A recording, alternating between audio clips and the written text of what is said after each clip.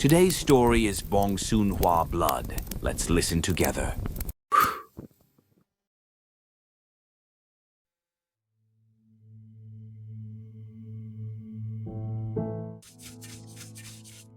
The brush moved across skin.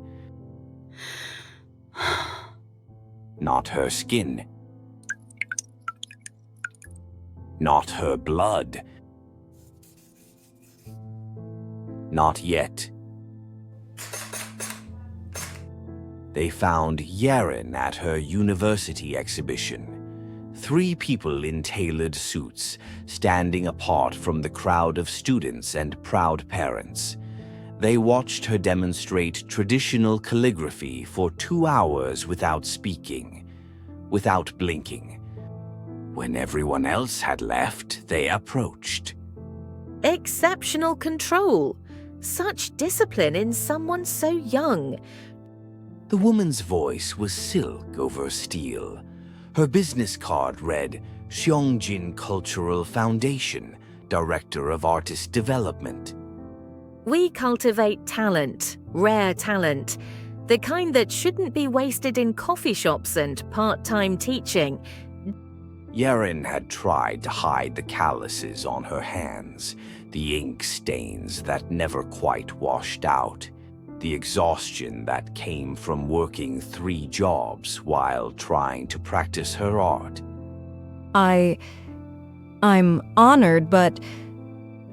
Full scholarship, living stipend, your own studio space. All we ask is that you create.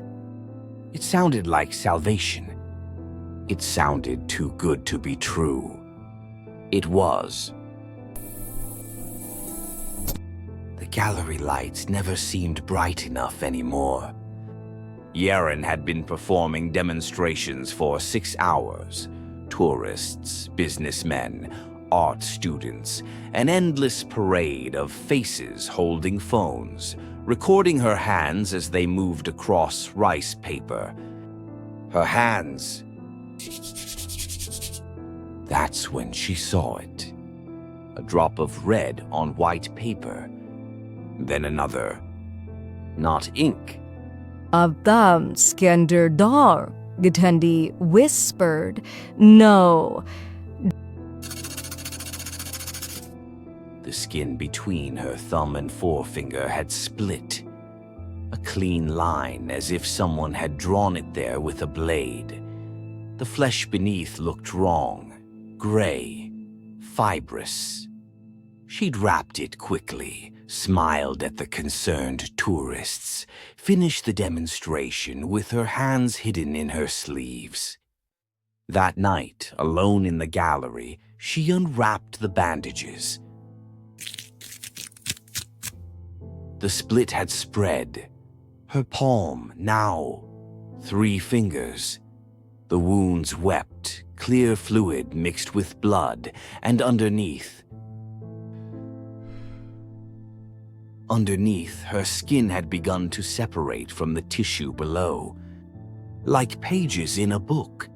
Like canvas stretched too thin. Unknown number. The message was simple. Beautiful work today. The bleeding makes it authentic. Don't stop now.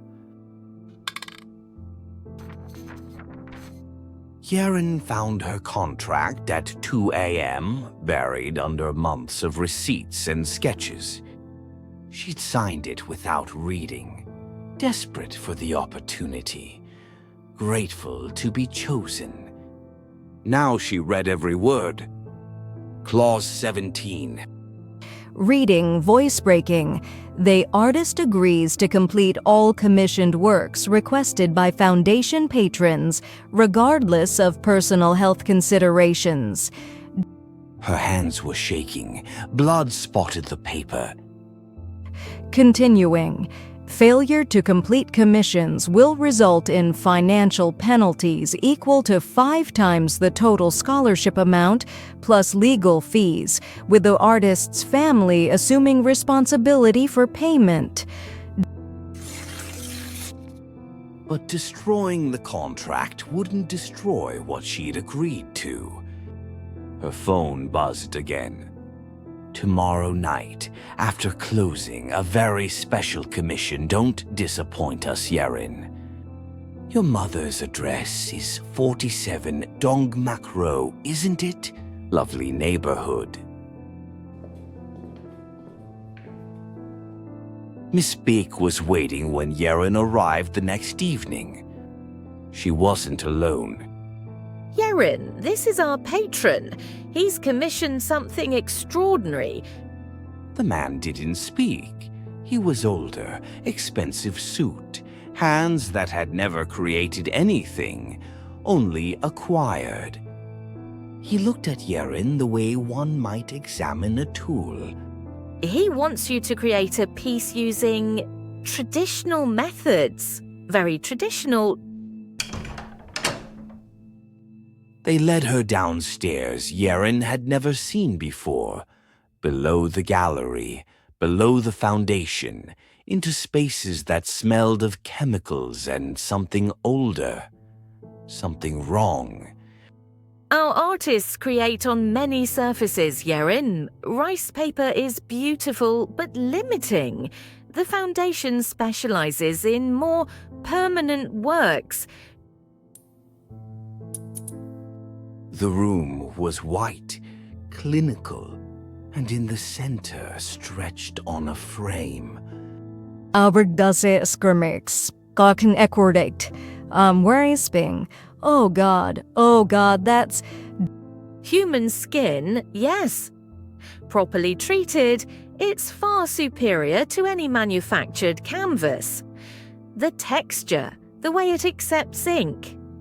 Remarkable. The skin was tattooed with pale flowers, Bongsenghwa, garden balsam, the flowers women once used to stain their fingernails red. Like blood. This piece belonged to Bongsen, one of our most talented artists. She worked herself to death creating it, literally, but her final work is her masterpiece. Yerin tried to run. Hands grabbed her, not Miss Beck's, others, from the shadows of the room. A man in medical scrubs. The sedative will help with the pain and the reluctance. No, please, I won't tell anyone. The needle bit her arm. The room tilted.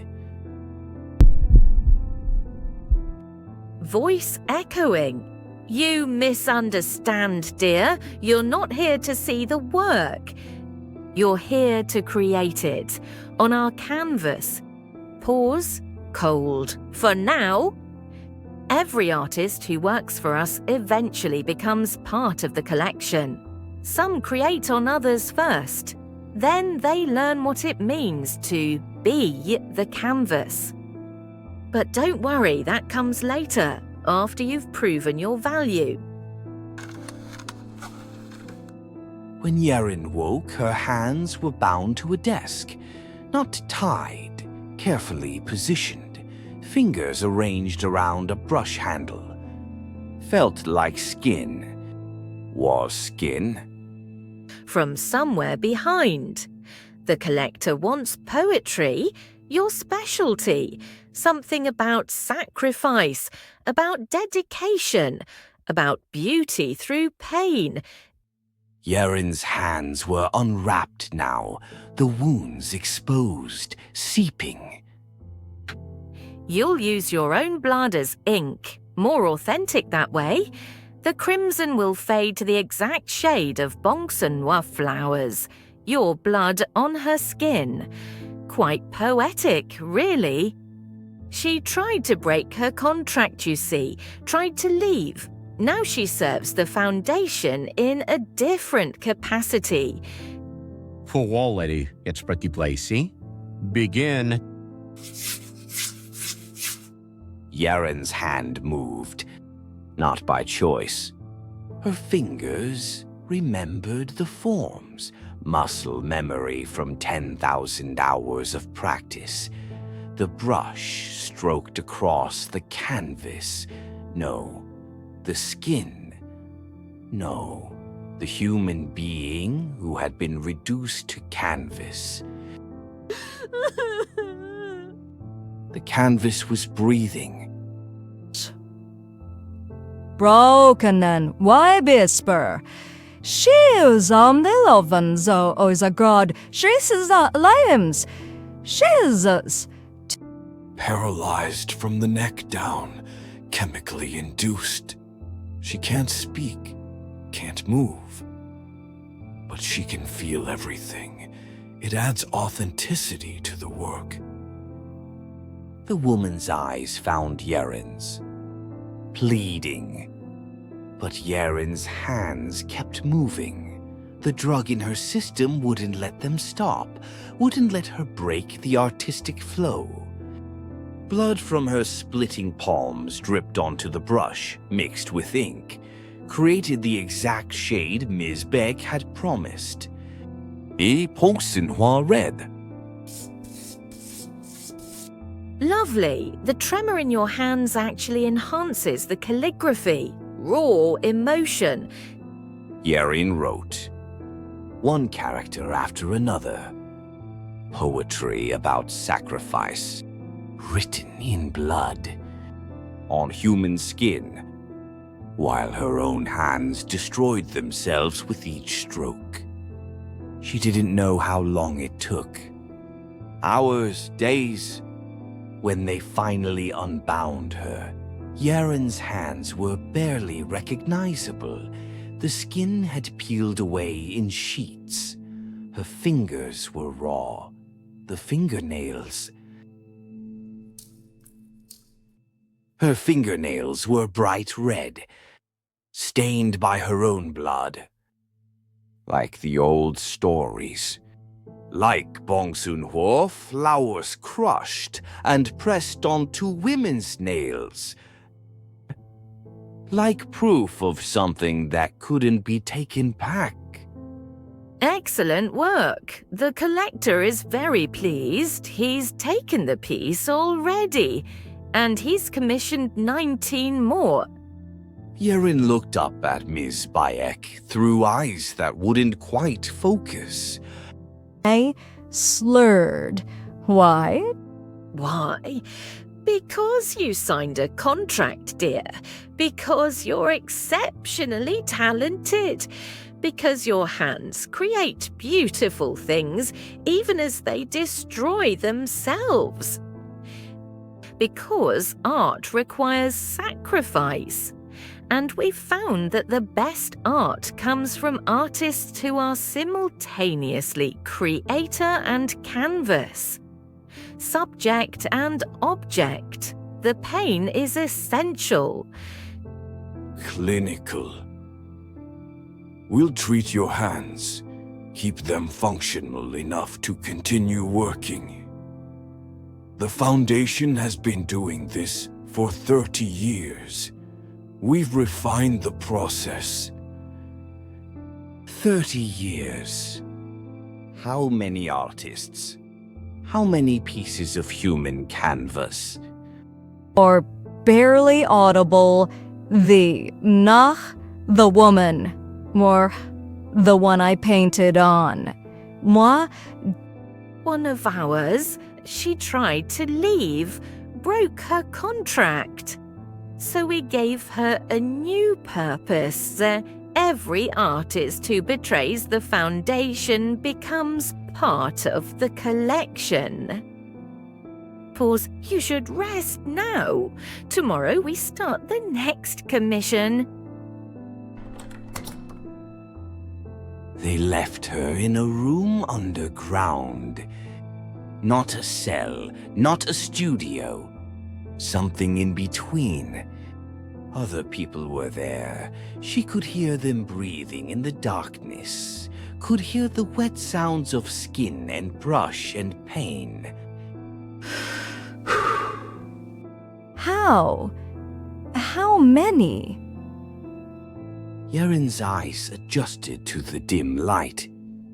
The others were at workstations, painting, sculpting, creating. On their own bodies. On each other. Some were both artist and canvas, creating on themselves while others created on them. A closed loop of suffering. We have to escape. Tell someone. There must be. But Yaren wasn't listening anymore. She was looking at the workstation next to hers. At the ID badge someone had left behind. Bongsen, Artist Grade A 2008-2009. 15 years. The Foundation had been using her name as a legend, a story, a cautionary tale about the price of art. But Bongsen had been real, had bled real blood, had died here, and her final work, the skin with Bongsenghwa flowers, was still being sold, displayed, touched by collectors who would never know they were handling a murdered woman's body. And quiet. Cold. And glass. I'm going to kill them. My hands are already destroyed. What's left to lose? Yaren waited until the others slept. The door was locked. Heavy steel, electronic keypad. But the ceiling was drop tiles, cheap, institutional. Someone had cut corners. Her hands screamed as she climbed onto the sink, reached up, pushed. The crawl space above was tight, dark. Barely 2 feet of clearance full of pipes and wire conduits. Her ruined hands slipped on metal, left blood smears on every surface. She crawled anyway, following the sound of Ms. Back's voice, following the smell of expensive perfume cutting through antiseptic. Distant. 3 more acquisitions this quarter. The quality has improved significantly since we implemented the self-mutilation protocol. And the documentation. Complete.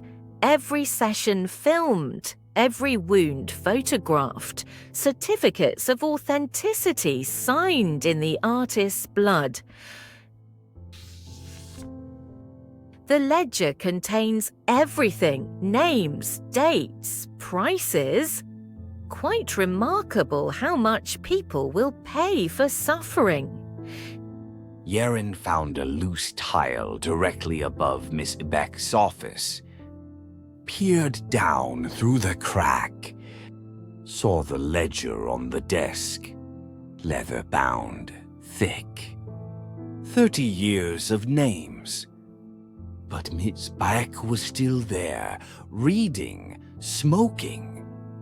Yaren waited, her body pressed against cold metal, blood dripping from her hands onto the tile below. Drip, drip. Miss Beck looked up, stared at the ceiling, at the small red drops appearing on the white tile. Calling out, Dr. Huang, we have a leak, condensation probably.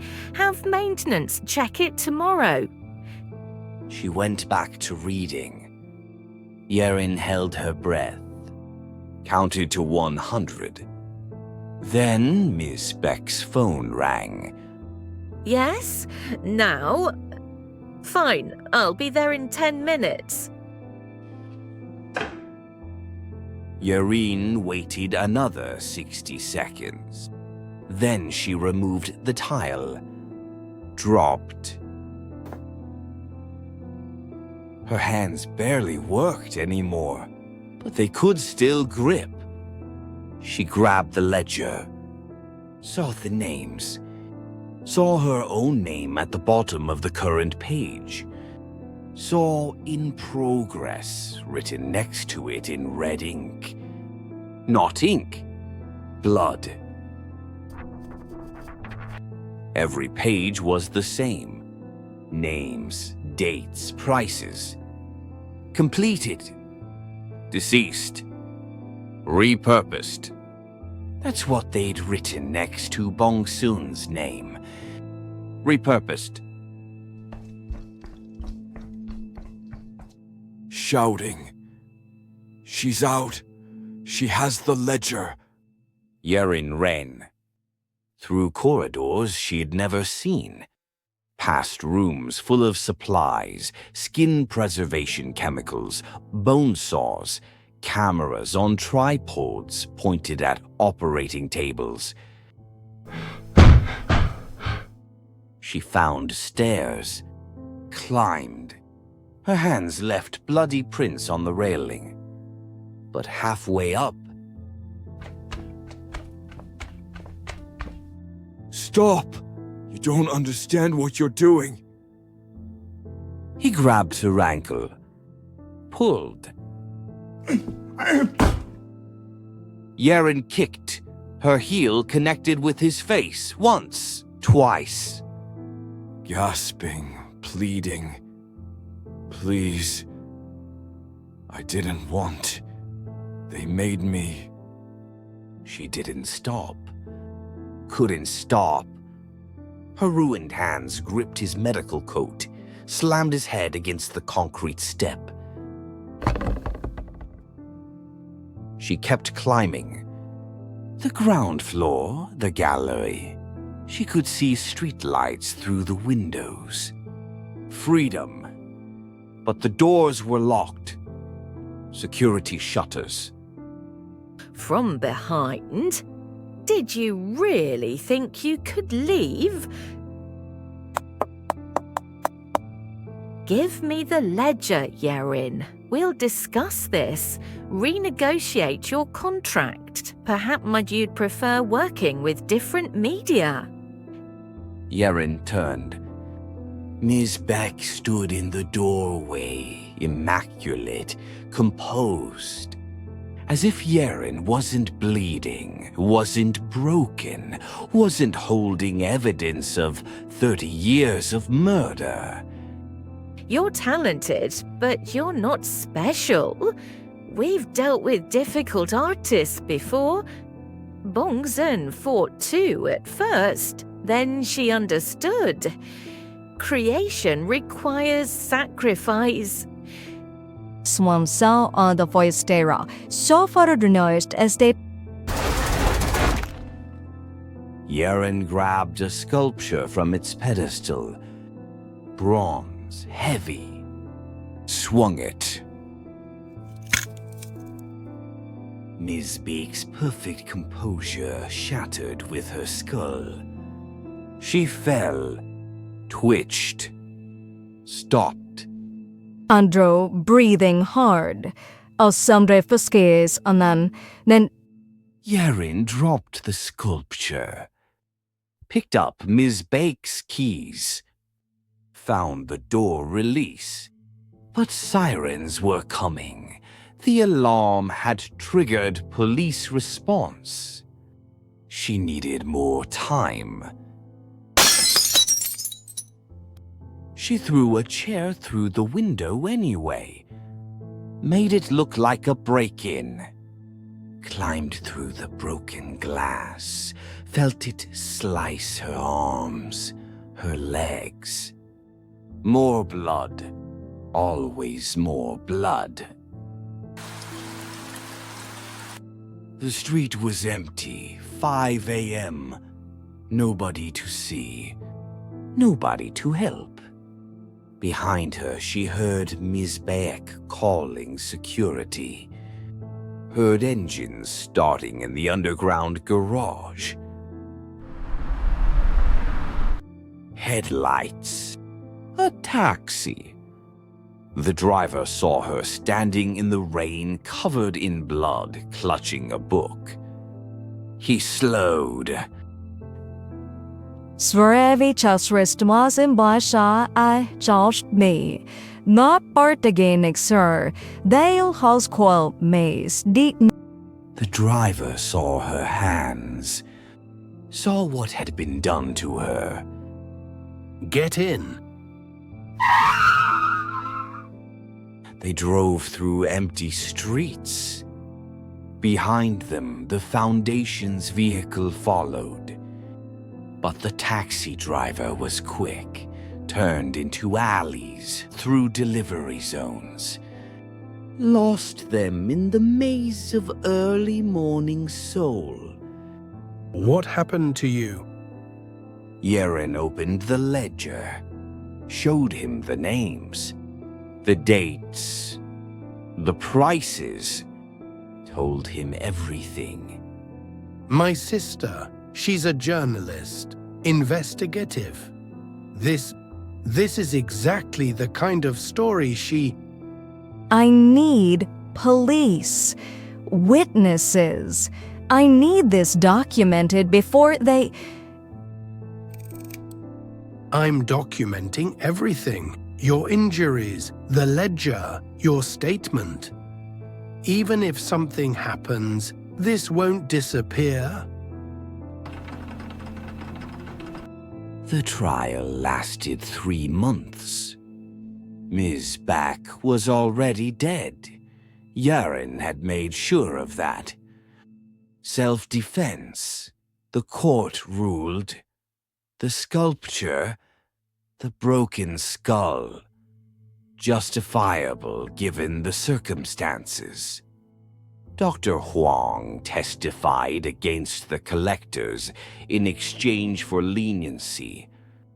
The Foundation was dissolved. But they never found all the artists. The basement had been sanitized, evidence destroyed. Families held memorial services for bodies that would never be found. Yeren spent weeks in the hospital. Surgery after surgery. They couldn't save her hands, not really. The tissue had been too damaged, scarred beyond repair. She would never do calligraphy again, never hold a brush with precision, never create the art that had defined her. On her last day in the hospital, a package arrived. Inside was rice paper, and on it in perfect calligraphy, a single character. Jiu. Freedom. The brushwork was unmistakable. Bongsen style. But Bongsen was dead, 15 years dead. Unless the Foundation hadn't killed all of them immediately.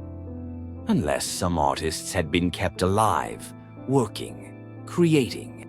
Transformed so completely that even rescue wouldn't save them. Yaren looked at her hands. The scars were thick, gray. The skin had healed wrong. Grafted tissue that would never feel quite right. But they could still grip things. Still hold things. Still fight. She found him 6 months after the trial ended. The collector who'd commissioned her first piece. Who'd watched her paint on human skin. Who'd paid premium prices for documented suffering. He'd vanished before the arrests.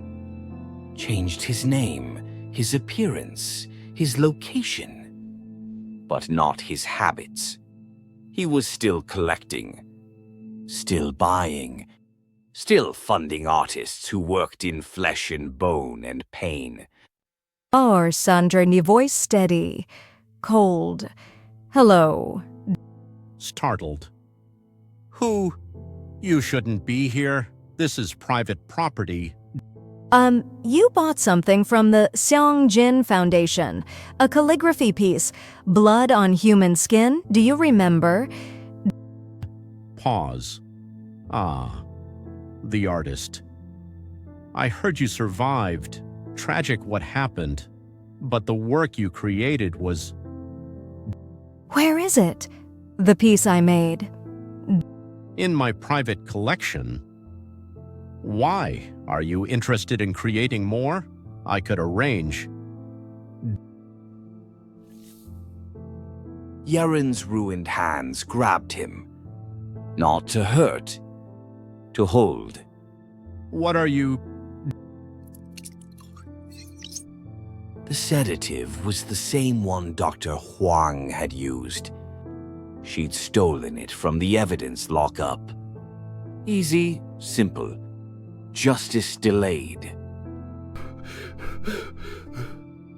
Slurred. You can't... Quiet. I learned so much at the foundation about art, about sacrifice, about what happens when you turn people into canvas. When they found him 3 days later, the collector had been transformed. His skin removed, treated, stretched on a frame. And on that canvas, written in rough, unpracticed strokes, a single word. Seeped. Justice. The police investigated. Found no leads. The case went cold. Yaren's apartment is small. The walls are covered in calligraphy, not hers. She can't create like she used to. But she practices. Every night. Building strength, rebuilding precision. Her hands will never be what they were. But they don't need to be. They just need to be strong enough. Across Seoul, injured artists receive packages. No return address. Create freely. I'll handle the rest. 'Cause art requires sacrifice. And justice requires dedication. And somewhere in the city, another predator is watching talented hands, imagining them as materials, as tools, as canvas. But Yaren is watching too, waiting. Her fingernails red, not polish, not paint. Blood-stained, permanent. The way women once crushed Bongsenghwa flowers and pressed them to their nails. Proof of fidelity, proof of purity, proof that would last through winter. Yaren's proof was different. Proof of survival. Proof of justice. Proof that some stains never wash away. 1, 2, 3. Like counting victims. Like counting debts paid. Like counting debts still owed. The rain falls on Seoul like blood from heaven, washing the streets clean, preparing them for new art. Always read a second.